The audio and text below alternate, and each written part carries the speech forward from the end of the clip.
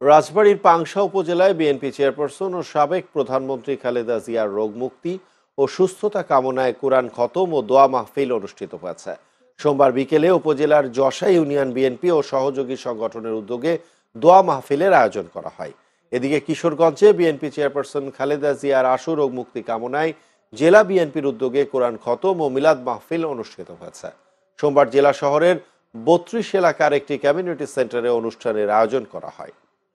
অন্যদিকে কিশোরগঞ্জের ভৈরবে সাবেক প্রধানমন্ত্রী খালেদা জিয়ার রোগ মুক্তি কামনায় আলোচনা সভা ও দোয়া মাহফিল অনুষ্ঠিত হয়েছে।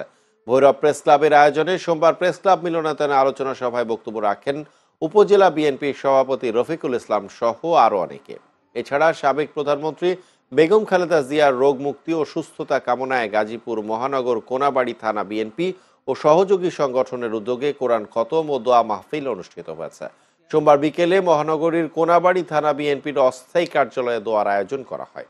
সাবেক প্রধানমন্ত্রী বেগম খালেদা জিয়ার আশু রোগ মুক্তি ও সুস্থতা কামনায় যশোরের শার্শায় আলোচনা ও দোয়া মাহফিল অনুষ্ঠিত হয়েছে।